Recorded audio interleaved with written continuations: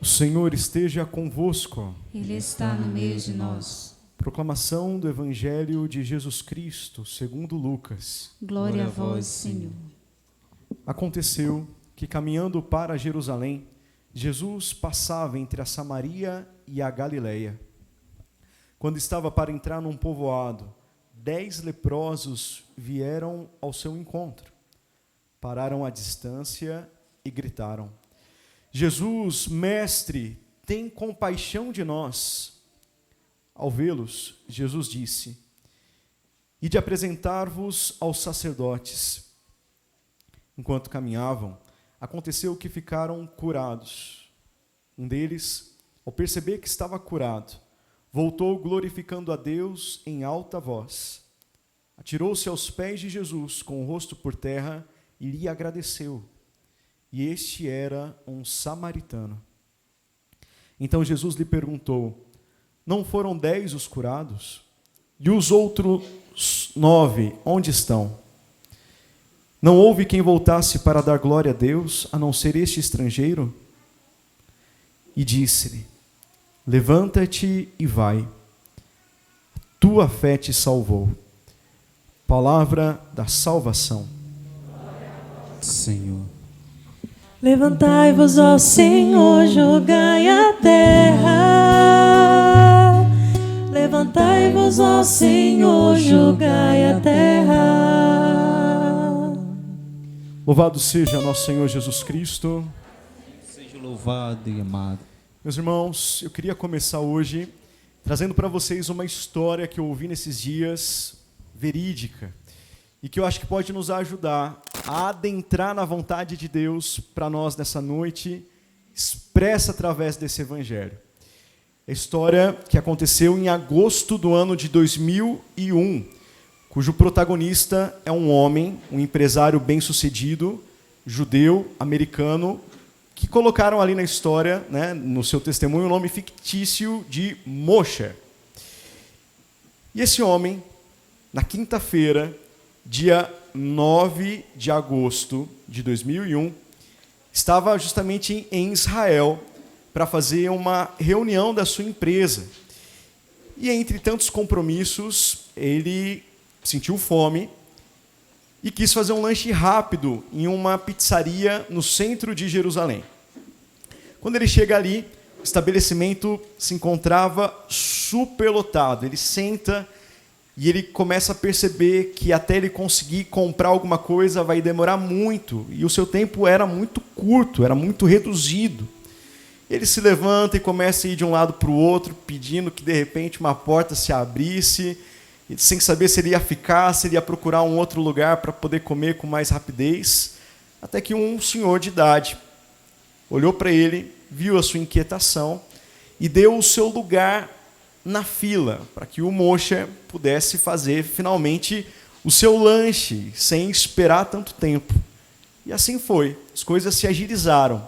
Ele logo sentou na mesa, fez o pedido, comeu rapidinho e saiu fora, andando pela rua, para poder pegar o carro e voltar para o lugar das suas reuniões. Quando ele já estava um pouquinho distante, ainda caminhando na rua, de repente ele escutou uma explosão muito forte. Ficou desesperado, começou a ver as pessoas correndo, aquela fumaça, aquele clima pesado, sem saber direito o que estava acontecendo. Ele procurou também abrigo, refúgio, até que ele viu alguém que vinha justamente de onde ele tinha saído. E ele pergunta para a pessoa o que tinha acontecido. E a pessoa olha para ele e diz que justamente naquela pizzaria houve um atentado terrorista. Explodiram uma bomba naquele lugar. E quando ele tomou conhecimento dessa notícia, ele ficou profundamente angustiado. E logo ele se recordou justamente daquele senhor que tinha dado lugar na fila para ele. E tinha clareza que aquele senhor estava entre as vítimas, porque não tinha dado tempo ainda para que ele pudesse ter sido atendido. E ele volta apressadamente, e quando ele chega ali, caos está instaurado, as pessoas sangrando, muita gente na rua, deitada, clamando por socorro, e as pessoas correndo de um lado para o outro para poder tentar ajudar. Ele tentou encontrar ali aquele senhor não achou, e depois ele começa uma busca nos hospitais, porque ele se sentia no dever, na obrigação de oferecer o mínimo de ajuda possível para aquele senhor que havia salvo a sua vida. E entre um lugar e outro, finalmente, ele o encontra. Ele estava ali no leito, descansando, e junto dele se encontrava o seu filho. E o filho atualizou o Moshe de que, graças a Deus, tinha sido sim grave, mas ele não corria mais perigo de vida. Os médicos já tinham feito uma primeira avaliação, ele não corria mais o risco de morrer. E o Moshe, então, deixou um cartão com o seu telefone, o seu contato, para que, então, se houvesse alguma necessidade, o filho pudesse entrar em contato com ele, tempo que fosse preciso. Voltou para casa, fez as suas outras reuniões que ele ainda tinha na agenda, durante aqueles dias que ele se encontrava em Israel, e voltou posteriormente para os Estados Unidos. Depois de praticamente uma semana, mais ou menos, 10, 15 dias, ele recebe a ligação do filho desse senhor, dizendo que os médicos em Israel tinham recomendado uma operação para que ele fizesse, e o melhor lugar onde esse senhor poderia ser operado era em Boston. E o filho pede ajuda do empresário, se ele poderia de alguma forma favorecer que essa cirurgia acontecesse. E ele, muito tocado, ainda muito sensibilizado, fez de tudo que foi possível para que aquele senhor realmente fosse até os Estados Unidos e fizesse a operação no hospital indicado. Mas ele não se contentou em apenas preparar as coisas para que ele fizesse a operação. Quando chegou a data da viagem, ele mesmo quis ir pessoalmente receber aquele senhor no aeroporto e levá-lo até o hospital e ficar ali até que ele pudesse ter a sua cirurgia concluída, com êxito. Muito bem. O dia que aquele senhor chegou nos Estados Unidos foi o dia 11 de setembro de 2001. Isso é uma história real. E justamente naquele dia de manhã, o Moshe não foi para o seu lugar de trabalho, o seu local de trabalho, que ficava localizado no prédio, no World Trade Center. E a gente sabe que, infelizmente, naquele dia houve os atentados terroristas contra os Estados Unidos e aquelas torres foram explodidas, elas tiveram ali o ataque com os aviões e caíram por terra. Moshe teve a sua vida salva 2 vezes por aquele senhor. A primeira vez quando ele foi ajudado, mas a segunda vez quando ele quis ajudar. Ele teve a sua vida salva pelo senso de gratidão, que ele poderia muito bem ter pensado, não, aquele senhor, ele não quis salvar a minha vida, ele só me deu lugar na fila. Ter salvo a minha vida foi uma consequência, não tenho nada a ver com ele. Mas ele não pensou dessa forma. Ele teve um coração profundamente agradecido, e a gratidão o libertou da morte, o protegeu, o salvou de uma grande cilada que ele experimentaria, que ele viveria se não tivesse experimentado esse senso de gratidão.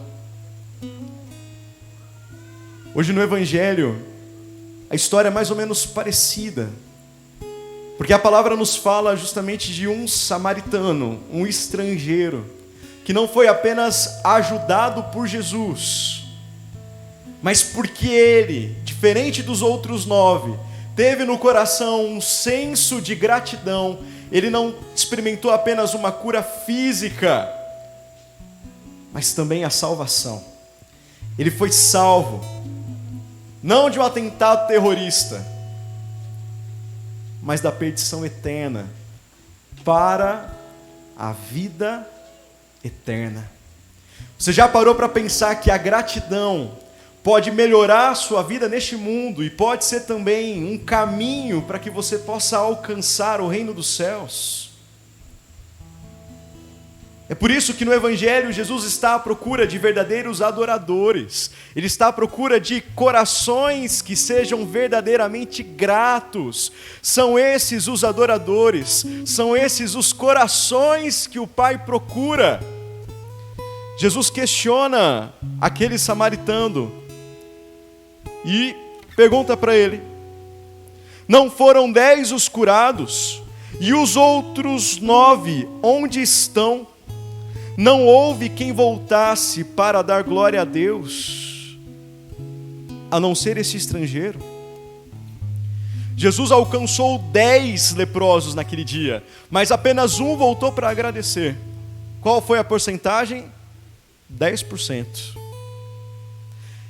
E se hoje o termômetro da gratidão passasse aqui no nosso galpão, na nossa casa, quantos corações verdadeiramente gratos o Pai do céu encontraria? 90%? 80%? 50%? Será que ele encontraria 10% de corações que realmente sabem o que é ser grato? Quer a prova dos 9 para saber onde é que você está? De que lado da porcentagem você se encontra? Se você está do lado dos ingratos ou do lado dos gratos? É só a gente fazer memória daquela grande pergunta, que infelizmente a gente se esquece, mas que a gente não poderia se esquecer. E se hoje você tivesse acordado só com aquilo que você agradeceu ontem, o que você teria? Como você acordaria? Ou melhor, você acordaria?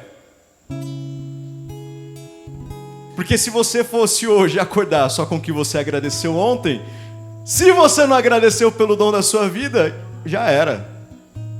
Tarde demais. O que você teria hoje? Irmãos, não é fácil. A gente fala de gratidão, mas a grande verdade é que ainda somos profundamente ingratos. Isso não é de hoje, é desde sempre. Quando você se recorda do seu tataravô lá, Adão, da sua tataravó Eva, eles também estavam mergulhados em uma grande ingratidão.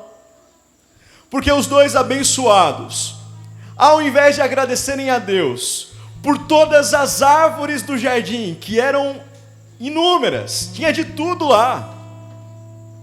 Tinha pé de mamão, pé de abacaxi, pé de abacate, pé de acerola, pé de cajá, pé de cajarana. Eles foram reclamar e ficarem insatisfeitos justamente daquela única que havia sido lhes negada por amor.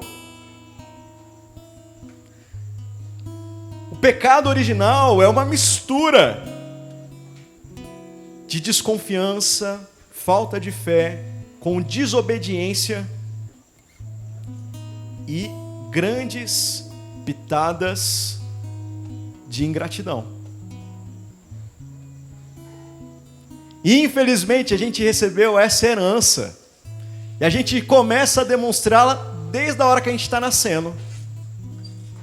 Porque na hora que você nasceu, você não nasceu sozinho, você precisou de alguém para poder fazer com que você nascesse. E ao invés de você olhar para o doutor, para a parteira, para a enfermeira e dizer assim, muito obrigado, né? Você me tirou desse buraco escuro, dessa barriga apertada. Você já nasceu chorando, gritando, reclamando. Foi ou não foi? Podia ter sido educado, né? Muito obrigado. Não. Já nasce murmurando. E quando cresce, não muda. Chega em casa com fome, abre a geladeira, olha em cima do fogão. Eita! Tem nada para comer nessa casa. Tem tudo, tem arroz, tem feijão, tem cuscuz, tem salada, mas não quer comer o que tem, quer comer o que não tem. Tem 40 calça jeans no armário. Aí de repente vai lá no Insta da blogueirinha, da digital influencer, tô ligado como é. Aí eu falo assim, nossa, eu não tenho essa calça. E aí é interessante, é engraçado, parece que quando você quer uma coisa e você não tem, todo mundo tem e você não tem. Aí você começa a ver um monte de gente com aquilo lá que você queria que você não tem. E você ainda tem coragem de dizer, com 40 calças jeans no armário, eu não tenho nenhuma calça jeans. Vai sair para algum lugar com o marido. Chega lá no armário abarrotado de roupa. Abre e tem que tomar cuidado para não morrer sobrecarregado, que além de ter muito ainda está bagunçado. Fica 2 horas tirando roupa, colocando roupa, tirando roupa, colocando roupa, e muda, e muda, e muda. E ainda tem a cara de pau de olhar para o marido e falar assim, amor, eu não tenho nada para vestir hoje. Tem um monte de roupa, mas quer roupa nova, porque já usou 1, 2 vezes, então não tem nada para vestir. Não tem nada para vestir. Sua vida é uma bênção, tudo dá certo. De repente algo sai diferente de como você planejou. Eita, já era. Meu Deus, a minha vida é uma desgraça. Nada dá certo. Ó céus, ó terra, que injustiça. Eu sou a próxima vítima de misericórdia. E Deus ali, só te olhando, com o termômetro da gratidão. Meus irmãos, a gente precisa aprender algumas coisas que diferem a pessoa que é grata da pessoa que é ingrata. Olha para quem está do seu lado e diz assim, meu irmão, para de reclamar, para de ficar murmurando, não seja um murmurador, seja um homem, seja uma mulher, que tenha o coração grato. Primeira característica que difere uma coisa da outra é que aquele que é grato faz memória, se lembra, se recorda.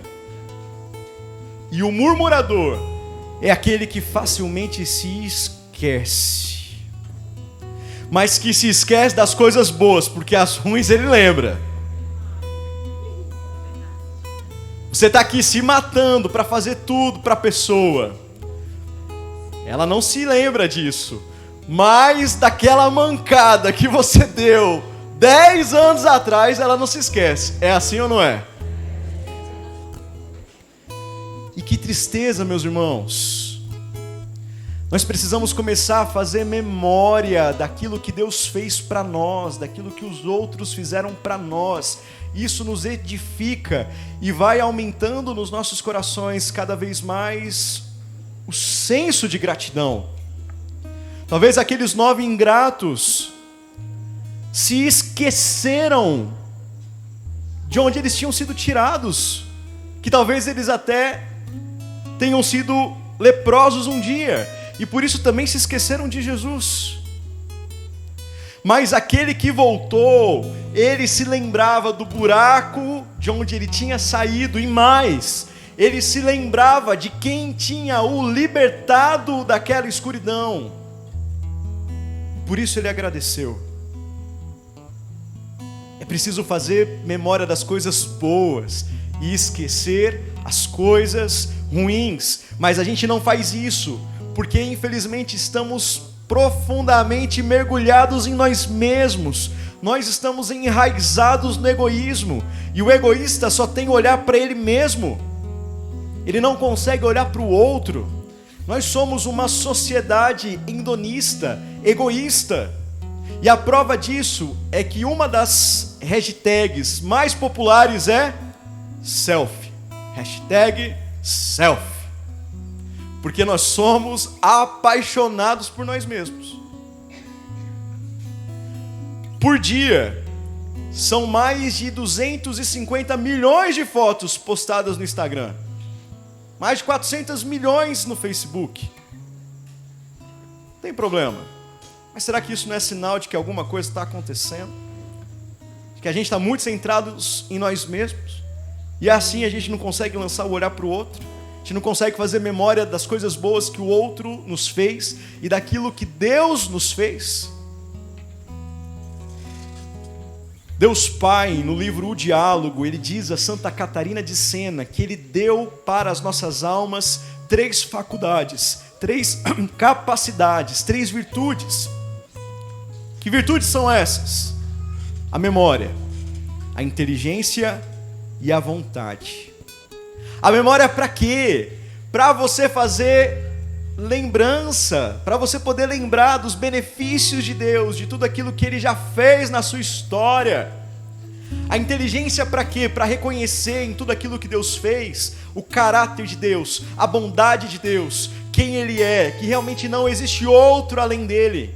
E a vontade para que então você, iluminado por aquela verdade, possa abraçar Jesus e não soltá-lo nunca mais. Mas qual é o primeiro passo? Onde que tudo acontece? Pela memória. É preciso lembrar. Não o que os outros deram de mancada, mas aquilo de bom que você já experimentou na sua vida. Segundo lugar, a gratidão aproxima e a ingratidão distancia. A prova é o Evangelho. A palavra diz assim, que aqueles leprosos estavam pelo menos a 15 metros de distância de Jesus, porque eram leprosos. E pela lei não podiam se aproximar mais do que isso. Eles estavam longe, e por isso gritaram, para que eles, mesmo longe, chamassem a atenção de Jesus. E aqueles ingratos que foram embora sem fazer memória daquilo que Jesus havia feito, o máximo que chegaram perto de Jesus foi a 15 metros de distância. Mas que coisa linda! Aquele homem que experimentou o senso de gratidão voltou e não ficou mais a 15 metros de distância, mas se jogou aos pés de Jesus, reconhecendo nele o Senhor da sua vida. Ele experimentou o que os outros não haviam experimentado. Ele chegou mais perto do que aqueles que tinham um coração ingrato. Ele usou da gratidão como um trampolim para que a sua vida espiritual deslanchasse. Como anda o seu relacionamento com Deus? Está longe ou está perto? Se hoje você está se sentindo distante de Deus, será que não tem faltado um pouco mais de gratidão, de louvor, de adoração, de reconhecimento de quem Deus é na sua vida? E se a gente não tem isso, talvez é ou porque somos extremamente autossuficientes ou extremamente orgulhosos, ou as duas coisas ao mesmo tempo. Vocês lembram daquela historinha do bêbado que ficou preso no trilho do trem, que o Padre Léo contava? E ele estava ali preso, angustiado, desesperado, tentando sair, não conseguia. E de repente ele foi vendo o trem que se aproximava e ele, e agora? Eu estou na roça, eu vou morrer, eu estou em pecado, eu não posso. E ele começa a olhar para o céu e falar: Senhor, me tira daqui, me liberta, por favor. Eu imploro, eu prometo que eu vou parar de trair a minha esposa. E tentava sair e nada. Mas Senhor, tá bom, eu prometo que eu também vou parar de beber e nada. E ele foi fazendo um monte de promessas e o trem chegando e nada. E de repente, tcharam, ele consegue se libertar do trilho do trem. Aí respira fundo. Limpa o suor, né? Tava tremendo na base. Olha para o céu e fala: Senhor, valeu. Precisa mais não, viu? Deixa para a próxima, eu já consegui sozinho. Muita cara de pau. Mas a gente é assim, do mesmo jeito. A gente pede. Quando a graça chega, nós nos sentimos responsáveis por aquilo. E a palavra de Deus diz que se não é Ele quem edifica a casa, em vão trabalham os construtores. Se não há a bênção de Deus, entenda de uma vez por todas, você não é capaz de nada. E nada não é quase nada, nada é nada. É Jesus quem diz: sem mim nada podeis, se você está vivo, respirando, se você faz o bem para alguém, dá um bom conselho, faz uma caridade, não se orgulhe disso. Você só faz isso porque a graça de Deus está operando em você. Se você alcança uma promoção no trabalho, se alguma porta se abre na sua vida, eu sei que há esforço seu, mas sem a bênção de Deus, o seu esforço é estéril, infecundo, ele não te ajuda a sair do lugar, você nada e morre na praia. Ou então nós nos sentimos merecedores, como aqueles que são ajudados e olham para quem ajuda e diz: você não fez mais do que a sua obrigação. Meus irmãos, sabe o que realmente a gente mereceria? A cruz, a morte, o inferno. Se é merecimento por merecimento, é isso que nós mereceríamos. Mas Deus não nos ama porque nós merecemos, Ele nos ama porque Ele é bom. E se Ele é bom, nós precisamos reconhecer a sua bondade, tirar o olhar de nós mesmos e lançar o nosso olhar para Ele. A gratidão nos aproxima de Deus e a ingratidão nos afasta. Em último lugar,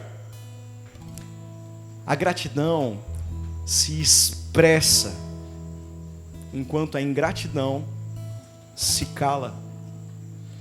Não basta apenas você sentir o seu coração agradecido. É preciso expressar a sua gratidão. Do contrário, é como um presente que você embala e não entrega. Mas eu sou grato a fulano, a ciclano. Pois então desembucha, fala, porque é importante que ele também saiba que você é grato. Na hora de pedir, os 10 estavam gritando, fazendo o maior escândalo. Olha para mim, por favor, pelo amor de Deus, misericórdia, piedade. E na hora de agradecer, eles deveriam voltar e fazer um escândalo ainda maior. E agradecer ainda mais alto. Como aquele 10º samaritano, estrangeiro, fez. Ele voltou e não é que ele só cochichou no ouvido de Jesus: valeu, Jesus, muito obrigado. E ao contrário, o testemunho dele não serviu apenas para si mesmo, mas também para que ele pudesse edificar a vida dos outros, que ouvindo aquele testemunho tiveram também a sua fé alimentada. Padre Henrique vive dizendo isso: água parada da dengue, graça alcançada, não partilhada, não produz os frutos que poderia produzir. Você está expressando a sua gratidão, em primeiro lugar a Deus, porque se com Deus já está ruim, eu não quero nem saber como é que está entre o esposo e a esposa, entre os filhos e os pais, entre os patrões e os seus colaboradores, os seus empregados.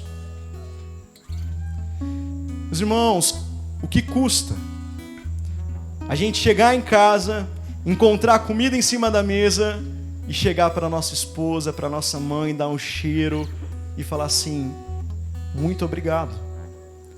Ela não tinha obrigação de preparar aquele alimento para você. O que custa, esposa, você ver o seu marido chegando cansado do trabalho e olhar para ele e dizer: meu amor, Deus seja louvado pelo seu esforço, pelas suas mãos calejadas, pelo suor do seu rosto, porque é graças a isso que o alimento tem chegado a esta casa. Será que vocês, filhos, já agradeceram aos pais por todo o sacrifício que têm feito para que você possa estar aonde você está? Será que você, ao final do dia, procura aquela moça que limpa a sua casa para dizer: fulana, muito obrigado? Ou quando você vai numa farmácia, numa repartição pública, ou você está dentro do avião. Meus irmãos, essas pequenas palavrinhas, como diz o Papa Francisco, salvam a nossa família, melhoram a nossa vida. Por favor, com licença, desculpa, obrigado. Será que você, esposo e esposa, estão distantes um do outro porque vocês também têm se lembrado apenas das coisas ruins e não têm tido memória para se lembrar o quanto vocês já foram felizes juntos? Aquilo que Deus fez no passado, como Deus os uniu, do esforço de um e de outro para serem melhores. Porque se é verdade que a ingratidão nos afasta de Deus, ela também nos afasta uns dos outros. E se a gente fosse mais gratos? Não apenas interiormente, mas também exteriormente. Talvez os laços que nos unem estariam muito mais estreitados. E não venha me dizer assim, mas ele não agradece, eu também não vou agradecer não.